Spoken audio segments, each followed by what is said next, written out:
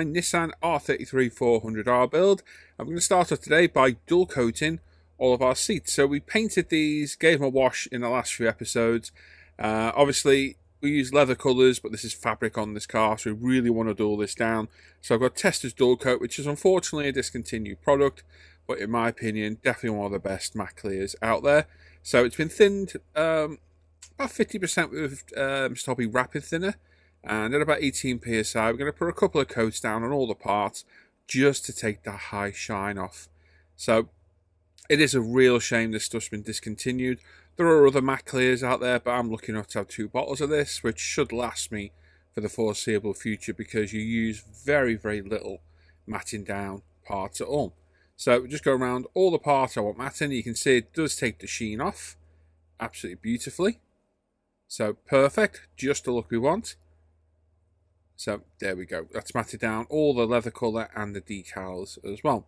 So with my freshly flocked interior done by my wonderful assistant Hannah, this has been flocked with matte black Revel enamel paint and Pro Scale Paints flocking, the anthracite colour. And we've glued our wheels in place and our centre consoles in there too. So our wheels, sorry, our seats are glued in place. Quite a tight fit on this, so they need a little bit of persuasion to sit in place. But once glued in, they were spot on. And the rear bench as well, glued in place. Really love this anthracite colour. It is the perfect colour for a carpet interior. And it's by far my favourite colour out the range. So there we go, glued in place and ready for the next section. So we've got our gear shifter here as well. So we have our own little gear stick to put in this. I think it's the gear shifter. Yes, it is. So the gear shifter, or is it the handbrake? It's the handbrake actually. Tell a lie. But we have a gear shifter to go in. We've got a metallic one, a turned one. We've got the decals on our dashboard, and you see the dashboard looking a lot better now it's been matte coated. Now it's lost that high shine. It looks a lot better. So we pop the decal in place, set it in place just as usual, and then there's loads of other little dials on the dash as well, which the decals come with the kit. So standard decal procedure, get them in place and set them, and then we've got our little turned gear knob. There we go, that came with the kit. Just pop that in place, and it should be black on the real car. I left it metal. I like the look of it bare metal, so I left it as is. And then with an Edding paint marker pen, we're going to detail up some of the switches and buttons on the dashboard. So these are an actual paint marker pen as opposed to an ink. So it lays down an actual paint, and they're ideal for jobs like this. So you just need a little bit of detailing. It does work really well. We've got the instrument binnacle as well we painted earlier on. This has had a few dabs of craft bond on the back from Tamiya. We just lay that in place and push it down over the bezels. Again, detail you won't see, but hey, it's part of the kit and I know it's there, so that's all that's important. And then a few dabs of CA glue on the back of the steering wheel, and we've got the photo-etch centre to pop in place again that we painted earlier on. Now, we've only painted the front because this is really the only piece you'll see. If you want to paint the back, you can just flip it around and paint it at the same time. But it literally lines up in those 3 locator points like so. And there we go, there's our steering wheel built up. Hold it for a second to till, let the CA glue grab it. And then we can glue this in place on the steering column. As you see, dashboard's looking good. Not bad at all. Got a nice wash on there as well. Put a Tamiya black panel line wash on there, as we did with all the seats, and it's definitely helped accentuate the detail a bit. And then we've got the central boss and decal in place on the steering wheel as well. So that's just glued in place and the decal set in the usual manner. And then our rear partial shelf has been flocked as well. And we've got some speakers to get in place as well, which has just fallen off. So there we go. Make sure we've got no glue on our fingers and pop it back in place. There we go. Looking good.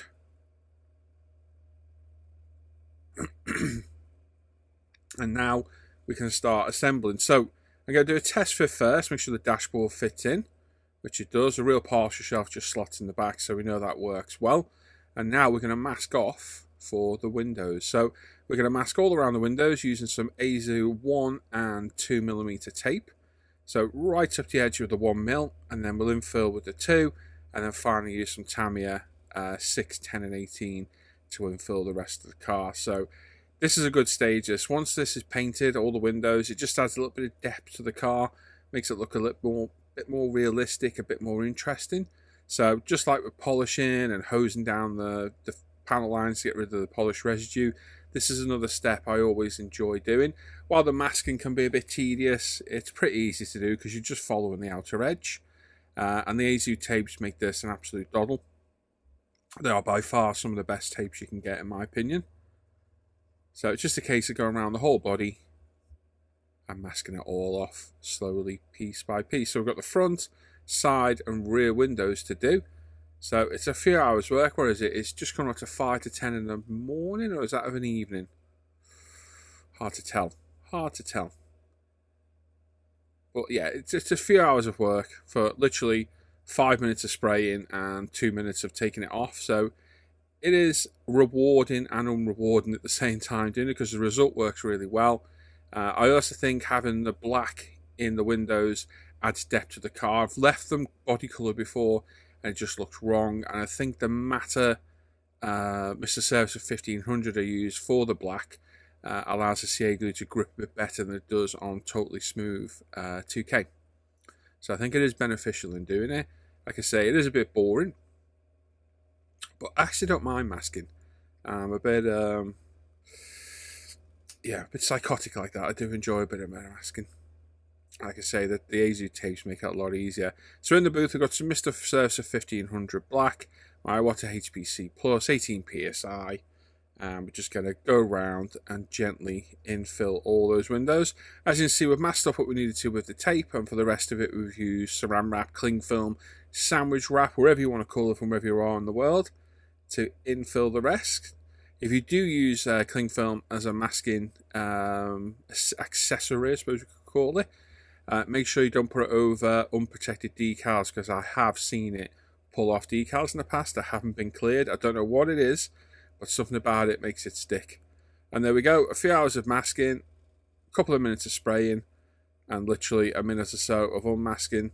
Make sure you detack all the tape, every single piece of tape that goes on the car. Put it on your fingers and detack it a couple of times to lose a little bit of the tackiness of the tape. Once we've got it unmasked, we give it another polish up to get rid of any residue. As you can see my watch, so I can see the time. Oh, I just can't see it. I just can't see it. We give it a clean up with our glasses cleaning cloth to get rid of any tape residue. Check for overspray, which there was none of on this at all. I did a very good job in the painting and masking on this. And as you can see, that just adds a little bit of depth. It's a bit more difficult to see on a black car, but it does add a little bit of depth to the vehicle itself.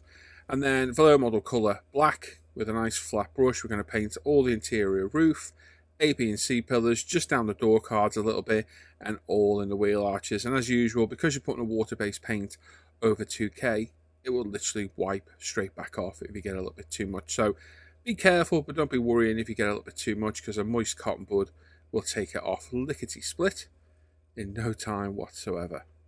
So you could mask and spray this. For me, I quite enjoy brush painting this stage. It's always a bit cathartic and therapeutic to go back to kind of your roots. And to be honest, it's a lot quicker than masking. It really is. And for something that you can barely see, because you can't really see it in the arches, you can't really see the roof inside, it's more than adequate. Now, one of the annoying points about this car is this, the mounting points for the screws. I don't know what's going on with my drill. I'm having a bit of trouble. I think it keeps getting stuck. But the mounting points were too shallow. And it just would not let the screw grab. So I ended up having to CA glue this on. So as you can see, I widened them there. It's such a messy job this. The resin gets everywhere. I've test fitted it and it did fit, but the screws when we come to fit it later are just too short. Anyway, so we're going to CA glue in the dashboard. For some reason they give you a screw hole in this, and there's no way I'm drilling through that bonnet, going anywhere near drilling that at all. So we get the dashboard in, and then we can do the door cards, which is normally the procedure for these. I would recommend dry fitting everything, because I've done this before and then found out something in particular won't fit in. Test fit everything before you commit to glue. And just at this point, start being careful with your fingers that you don't get say glue on your fingers, and start putting it all over your beautifully finished body and on the car. Otherwise, it just ruins your hard work. So be careful with that CA glue. Make sure it doesn't start spilling out everywhere. Don't get it all over your fingers. Just blowing out a bit of resin dust. There we go. Get it all in place. Hold it for a few seconds and let the CA glue grab. There you go, that grey interior looking really good against the car. And then with the tub in place, we just check its fitment, and it fits in there very snugly. Interior's looking good. Yeah, like I say, test fit everything before you commit to any glue. That is my biggest tip on these kits. So we've got the intercooler in the front as well. And yes, I did very nearly forget to put it in there. Very, very nearly. And just a final test fit to check everything out. So we've still got the intercooler to paint. Well, technically, it's got a bit of photo etch for the front of it. And we've also got the stenciled part of the intercooler to put in as well, which is quite a cool feature that came with the kit. So they still need painting up before we can commit. And here it is. So we mistakenly painted this silver earlier on, and it's actually black. Now, I'm assuming this is an intercooler. I might be wrong, but I'm assuming it is. And we've got a nice Nismo photo etch stencil for it, which is a nice touch with the kit. So we get to have that nice fancy white writing in our front grille. So I put the Nismo template on top. We've got some Tamiya fine surface primer in white, and keeping the airbrush nice and straight, 90 degrees to the stencil. We're just going to spray very lightly until we're happy with the coverage, and that should give us a nice demarcated Nismo logo on the intercooler.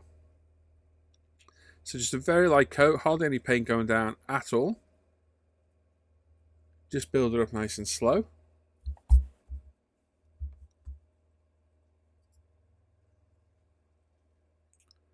And there we go, with the masking off, that looks really good. A nice little touch that comes with the kit.